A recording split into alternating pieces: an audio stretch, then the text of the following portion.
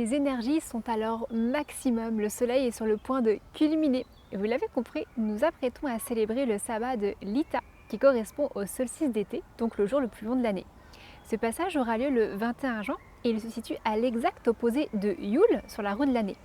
Cet apogée solaire se traduit également dans notre énergie individuelle et je vous propose d'aller explorer cette dynamique immédiatement.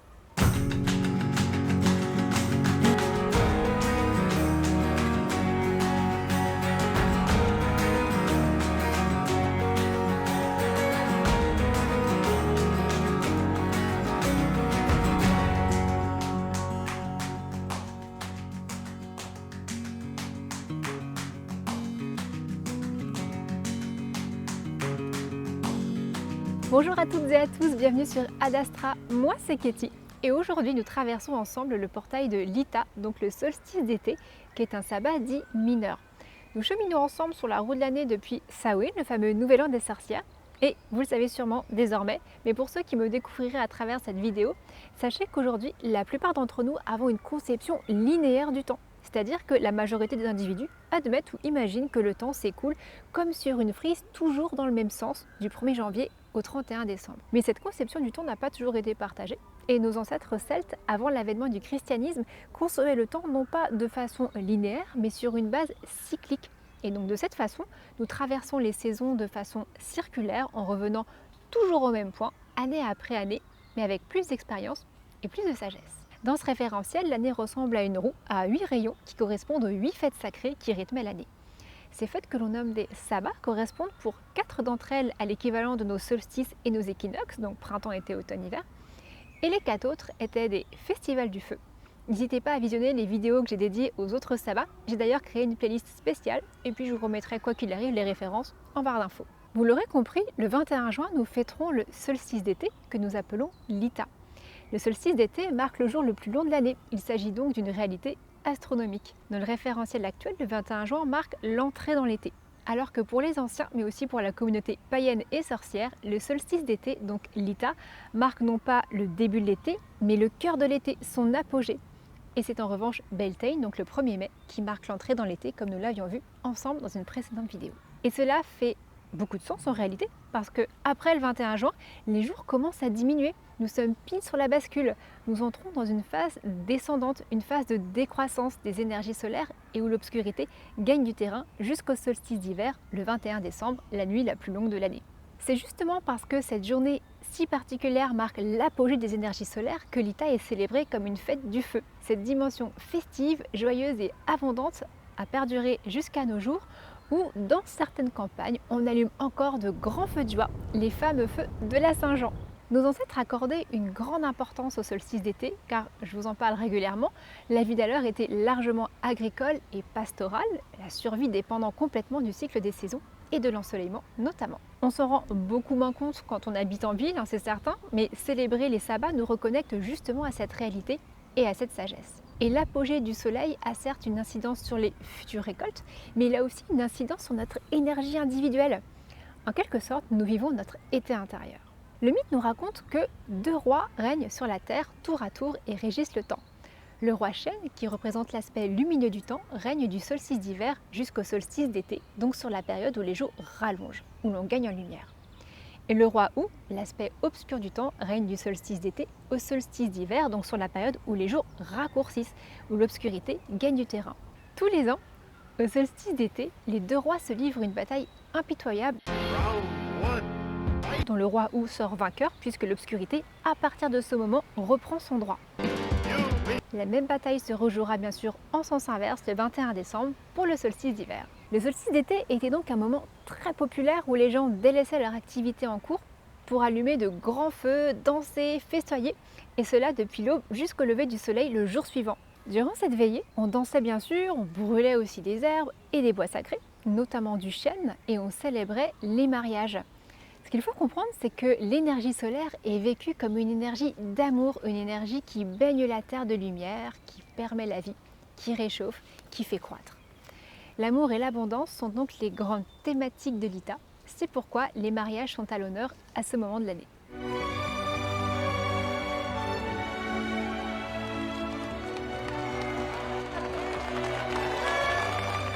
D'ailleurs, Le solstice, donc le point culminant de la puissance du soleil, a été célébré partout dans le monde et dans de nombreuses civilisations.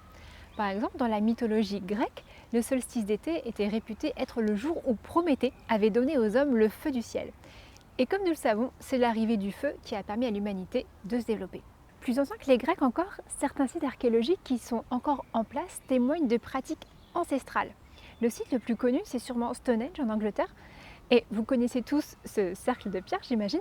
Eh bien, au solstice d'été, le soleil se lève derrière la hailstone du site. C'est un spectacle vraiment magique et aujourd'hui encore, des milliers de personnes se rendent sur place pour admirer ce spectacle. Alors bien sûr, Stonehenge, c'est sûrement le site mégalithique le plus emblématique qui soit, mais ce type de construction monumentale avec des caractéristiques astronomiques se retrouve dans bien d'autres endroits dans le monde. En Égypte encore, ou en Mésoamérique. Enfin, n'hésitez pas à faire vos recherches sur le sujet, c'est vraiment fascinant. Dans la tradition païenne, on allumait donc d'immenses feux de joie en haut des collines et on procédait à de nombreux rites. C'était des moments très importants pour la communauté. Pour tous ceux qui pratiquent la magie et la sorcellerie, l'Ita est un moment clé dans l'année. Comme c'est à ce moment que la puissance magique du soleil est à son maximum, les herbes le sont aussi car elles sont gorgées de soleil. Traditionnellement, donc, les druides et les magiciens cueillaient leurs herbes ce jour-là. Oui, parce que quand on a deux ronds de bon sens, on ne demande pas à un druide de travailler dans un endroit clos, bande de crétins. Pour bénéficier de plantes particulièrement puissantes pour leur rituel. Je reviendrai sur ce point en détail dans quelques instants. Mais sachez que cette abondance de fleurs en fait un moment propice pour la magie féerique pour entrer en contact avec le petit peuple.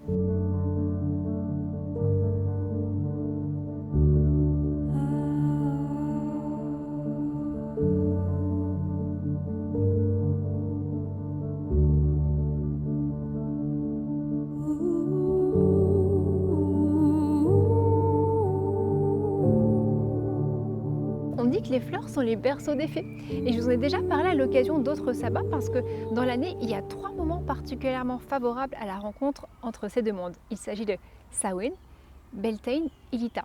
Pour en savoir un peu plus, je vous renvoie d'ailleurs à ma vidéo dédiée au sabbat de Beltane. Aujourd'hui, les célébrations de Lita du 21 juin ont été supplantées par les feux de la Saint-Jean le 24 juin. Ce glissement s'est opéré avec l'avènement du christianisme. Donc à partir du IVe siècle, le christianisme est devenu la religion de l'État dans une grande partie d'Europe.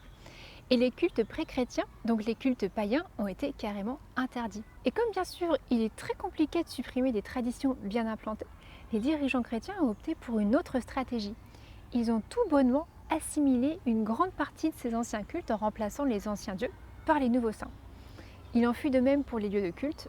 Par exemple, là où se trouvaient les sources ou des arbres vénérés par les Celtes, on a ensuite attribué ces lieux à des saints locaux sous couvert généralement d'un miracle ayant survenu à cet endroit. Ce phénomène de réappropriation des anciens rites et lieux de culte constitue le fondement de l'avènement du christianisme en Europe et, vous l'aurez compris, c'est exactement ce qui s'est passé pour l'Ita.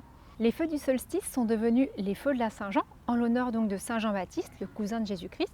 Jésus, donc, dont on fête la nativité, je vous le rappelle, 6 mois plus tard à Noël, en substitution de l'ancienne fête de Yule, donc le solstice d'hiver. Ce qui s'est passé, c'est que l'Église a d'abord cherché à tout simplement interdire les feux solsticiaux.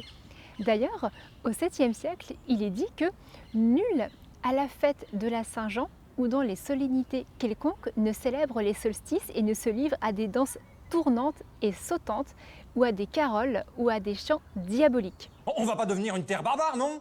Ce qu'il faut comprendre, c'est que le christianisme repose sur l'idée d'un Dieu unique et qu'à l'inverse, les croyances païennes reposent sur l'idée que le divin se trouve partout dans la nature et que les manifestations de cette nature par le biais du soleil, de la pluie et du vent étaient en soi des expressions du divin.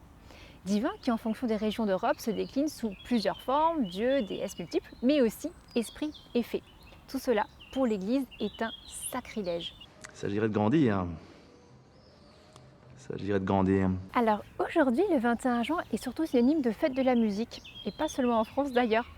Mais pour ceux qui aimeraient célébrer l'Ita de façon un peu plus traditionnelle et en mode sorcière, j'ai quelques idées pour vous. Bien que je pense que la musique ait pleinement sa place pour ce sabbat, durant lequel, je vous le rappelle, les gens dansaient autour du feu. Personnellement, je suis plutôt adepte du minimalisme dans ma vie et ce concept s'étend aussi à mes pratiques païennes et sorcières. Je pense que la simplicité est souvent bien plus efficace que la complexité. C'est pourquoi je vous propose toujours des pratiques qui sont simples à mettre en place et qui ne nécessitent pas une tonne de matériel. Si vous êtes adepte de rituels plus complexes, bon, c'est très bien aussi. D'ailleurs, il n'y a pas de vérité sur la question. Il n'y a qu'une variété de pratiques et puis l'important, c'est que ça résonne avec vous, que vous vous sentiez à l'aise avec votre pratique tout simplement. Et moi je me sens à l'aise avec ce que j'aime appeler la magie naturelle, donc une magie simple où on se connecte à notre propre pouvoir personnel pour l'unir à l'énergie des éléments.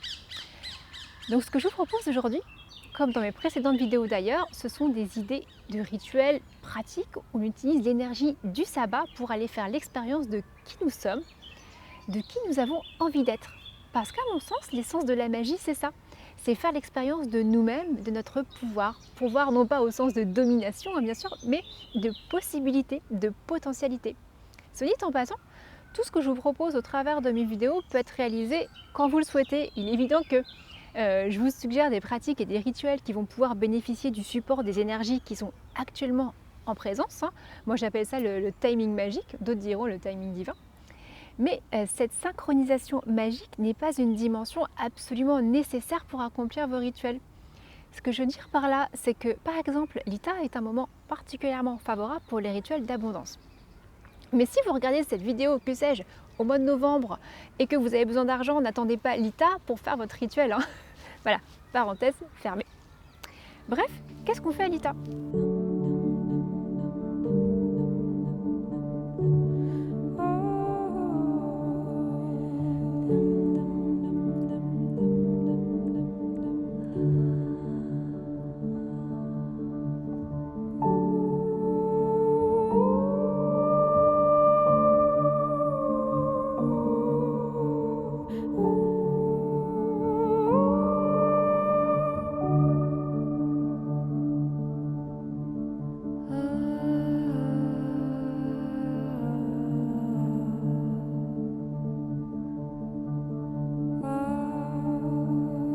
Pour moi, l'activité centrale de l'ITA, c'est la cueillette magique, donc la récolte des herbes. Je vous en parlais juste avant, au solstice, la nature est à son plein potentiel, à sa puissance magique maximale. C'est donc le moment idéal pour récolter les plantes que vous destinez à vos pratiques magiques. À ce propos, j'aimerais vous parler de 4 plantes à l'honneur pour ce solstice et avec lesquelles vous allez pouvoir travailler. Il s'agit de la rose, du millepertuis, de l'achillée millefeuille et de la verveine. Il y a bien d'autres herbes, de la Saint-Jean, mais aujourd'hui, je me propose de vous parler de celles-ci qui sont, à mon sens, les incontournables. La première plante dont j'aimerais vous parler, c'est donc la rose. C'est notre reine du solstice. Et au-delà de ça, la rose, c'est un peu aussi la reine des fleurs. Elle est associée au féminin sacré et à Vénus, donc à l'amour, à la sphère émotionnelle. D'ailleurs, traditionnellement, on offre encore aujourd'hui des roses à l'être aimé. Au solstice, les roses sont gorgées de soleil, elles sont à leur maximum en termes de potentiel magique d'amour. Vous pouvez donc les cueillir ce jour-là et les conserver précieusement pour tous vos rituels concernant la sphère sentimentale, mais aussi la beauté, le rayonnement. Au sujet de la beauté, une pratique très simple consiste à récolter la rosée du matin qui perle sur les roses et tout simplement à l'appliquer sur votre visage en vous visualisant rayonnante, ou rayonnant pour les hommes qui me regardent. Il y a énormément de rituels possibles avec les roses, soyez imaginatifs. La deuxième plante qui est à l'honneur à l'ITA, c'est le millepertuis. Avec le millepertuis, on est dans une énergie beaucoup plus yang, très solaire. Le millepertuis, quand il fleurit, il est d'un jaune intense, il irradie. Il est associé à la santé, la force, la guérison, le bonheur. D'ailleurs, en herboristerie, on l'utilise traditionnellement pour chasser la diprime et ramener la lumière à l'intérieur. Si vous avez la chance d'avoir du millepertuis de côté de chez vous, cueillez-en le jour du solstice, passez la plante au-dessus du feu de joie et suspendez-le devant votre fenêtre pour protéger votre foyer du malheur. Vous pouvez également confectionner des petits sachets en coton dans lesquels vous allez mettre vos fleurs quand elles seront séchées. Porter ce sachet sur vous éloignera la mélancolie. La troisième plante que l'on récolte préférentiellement à l'ITA, c'est la verveine. Alors je vous parle ici de la verveine officinale et non pas de la verveine citronnée qu'on met souvent dans nos tisanes. Ce sont bien deux variétés différentes. C'est donc bien la verveine officinale, donc Verbena officinalis en latin. On l'appelle aussi l'herbe aux sorcières ou encore herbe sacrée. Les druides l'utilisaient pour purifier les autels. Elle est également associée à Vénus. Cette plante vous sera très utile pour vos travaux magiques du solstice ou même plus tard dans l'année d'ailleurs, parce qu'elle entre dans la composition des filtres d'amour, mais aussi des sortilèges d'abondance et des rites de protection.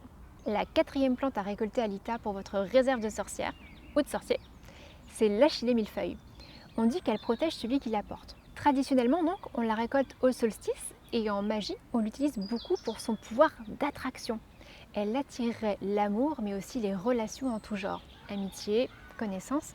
Bref, elle facilite les rencontres et la connexion avec les autres. Par ailleurs, si vous êtes une femme, l'achillée vous sera très utile en infusion en cas de règles douloureuses. Pour récolter ces plantes, dans le respect de la nature, je vous conseille de toujours prendre un temps avant de prélever ce dont vous avez besoin pour vous connecter à l'esprit de la plante et lui demander sa permission. Quand vous sentez que c'est OK, vous pouvez procéder au prélèvement. Et ensuite, prenez également un moment pour remercier la plante. Et bien sûr, on ne prélève pas toute la plante, je ne développe pas plus parce que je vous ferai une vidéo complète sur la magie botanique. Quoi qu'il en soit, pour le solstice, la cueillette est vraiment une activité majeure. J'ai souhaité également vous parler de l'élément feu qui est à l'honneur au solstice, mais en fait, pour la plupart d'entre nous, il sera difficile de faire un grand feu, bien que la tradition de la Saint-Jean perdure encore dans certains villages. Bien sûr, vous pouvez décider d'allumer un feu, faites bien attention, cela dit, mais si vous n'en avez pas la possibilité, vous pouvez allumer un feu symbolique, donc une bougie, tout simplement. Mais vous pouvez également utiliser un encensoir et un charbon ardent.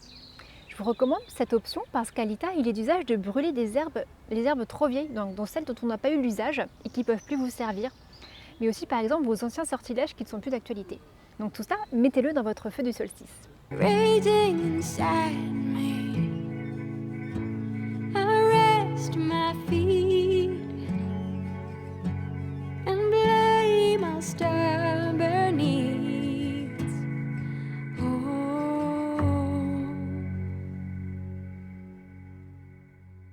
Traditionnellement, on brûle également du chêne. Le chêne, c'est l'arbre emblématique du solstice parce que c'est un peu le roi de la forêt. D'ailleurs, en magie, comme en thérapie énergétique, on utilise le chêne pour regagner en force, en courage, en solidité, pour se reconnecter à notre pouvoir personnel. Si moindrement vous vous sentez affaibli, ou autre cas de figure, si vous avez la sensation de ne pas être dans votre pouvoir, je vous conseille vivement de travailler avec le chêne. Il vous permettra de rentrer en contact avec votre force. On l'utilise d'ailleurs beaucoup dans les rituels de guérison. Le chêne, c'est un des 7 arbres sacrés des druides, et ce n'est pas pour rien.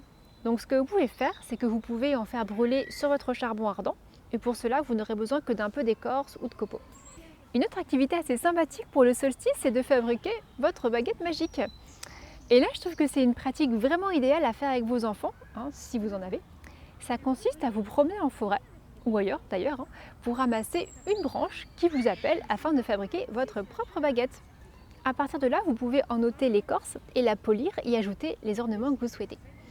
Ça devrait ravir les enfants qui vous accompagnent parce que ça laisse libre cours à leur imagination. Côté rituel, comme je vous le disais, à mon sens, il y a 2 thématiques majeures que vous pouvez explorer, celle de l'abondance et celle de l'amour.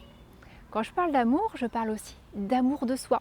Je vous le mentionne ici parce que une demande récurrente en magie et en sorcellerie concerne justement l'amour. Trouver l'amour, faire revenir l'être aimé, voilà. Je saisis donc l'occasion de cette vidéo pour effleurer ce sujet. Avant d'entreprendre tout rituel lié à cette thématique, soyez conscient que votre vie amoureuse témoigne notamment de l'amour que vous vous portez à vous-même. L'amour ou l'absence d'amour que vous observez dans votre existence est le miroir de l'amour que vous vous portez à l'intérieur. Ce qui signifie que si vous avez une piètre estime de vous-même, que vous vous dévalorisez, que vous ne vous croyez pas digne d'amour, etc., vous allez émettre cette vibration. Et c'est d'ailleurs un phénomène le plus souvent inconscient. Et comme on récolte ce que l'on sème ou ce que l'on sème, du verbe aimer, vous risquez fort de vous retrouver dans un désert affectif. C'est pourquoi, à mon sens, la magie d'amour devrait toujours être une magie d'amour de soi, car c'est la première étape, l'étape sine qua non pour que dans la vie, la rencontre se fasse.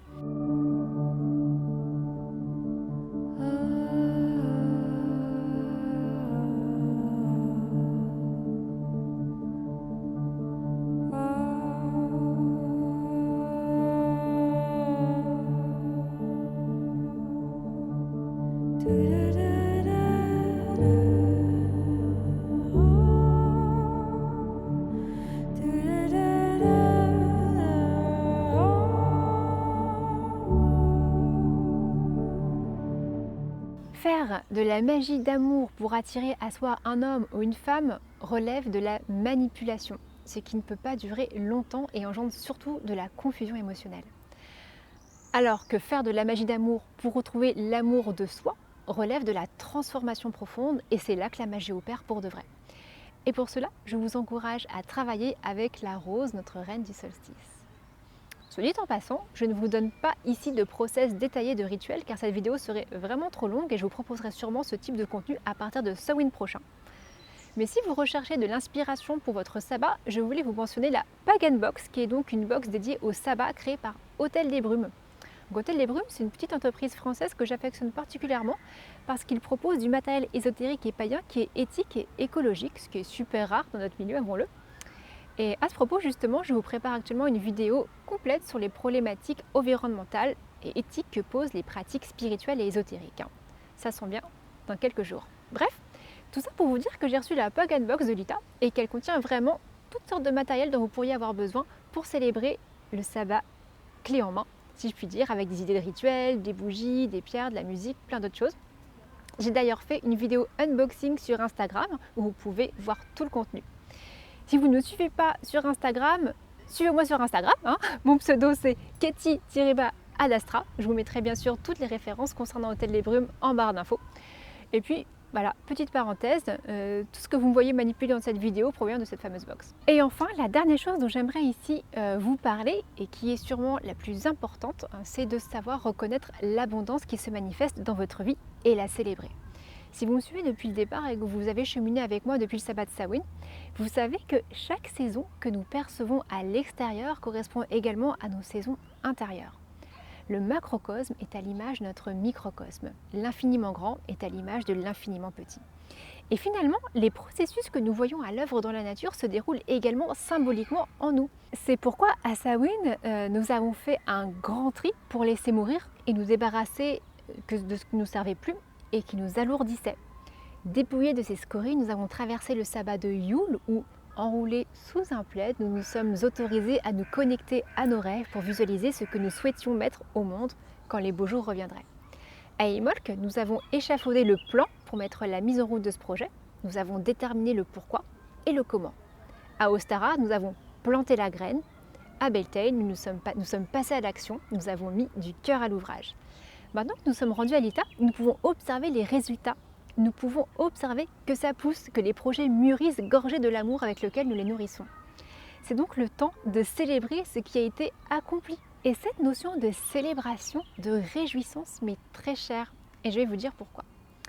Avez-vous observé comme dans la vie, nous avons tendance à nous lamenter sur ce qui ne fonctionne pas plutôt que sur ce qui fonctionne?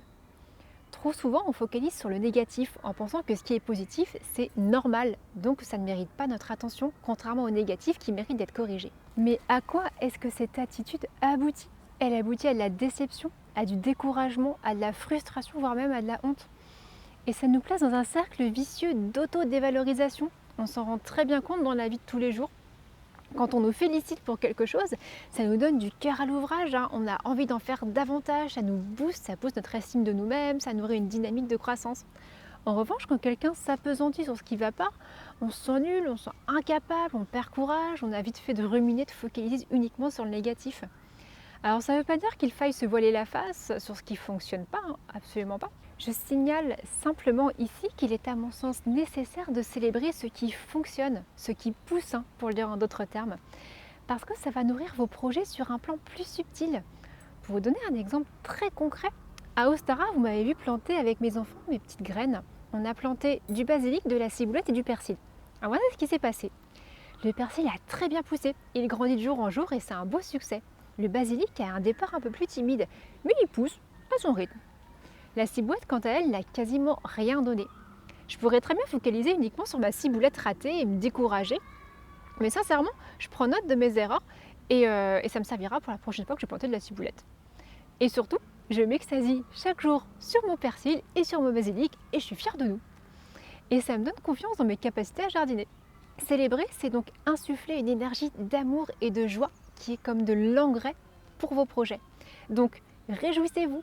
Prenez le temps à Lita d'observer le chemin parcouru depuis Samhain et réjouissez-vous pour ce qui a pris forme. Célébrez vos victoires avec vos proches, trinquez, mangez ensemble, dansez, chantez.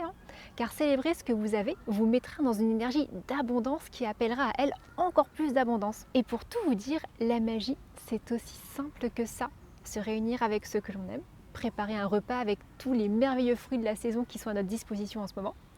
Chez moi, je sais que je vais préparer une immense salade de fruits rouges avec des fraises, des framboises, des myrtilles et des mûres, parce que mes petites filles elles en raffolent. Nous danserons et nous prendrons le temps de nous réjouir pour toutes les belles choses qui poussent symboliquement et concrètement dans notre vie. Voilà pour aujourd'hui. Il y a beaucoup de choses à dire et je pourrais vous parler du solstice encore longtemps. J'espère néanmoins que vous aurez puisé ici de l'inspiration. Merci à toutes et à tous pour votre écoute et votre soutien. Vous êtes de plus en plus nombreux sur cette chaîne et j'en suis ravie. Comme toujours, je vous rappelle les petits gestes qui soutiennent beaucoup mon travail. Vous abonner, partager la vidéo sur vos réseaux sociaux, commenter, mettre un petit pouce bleu et puis n'hésitez pas non plus à me rejoindre sur mon compte Instagram, c'est Katie-Adastra. Je Lita à toutes et à tous.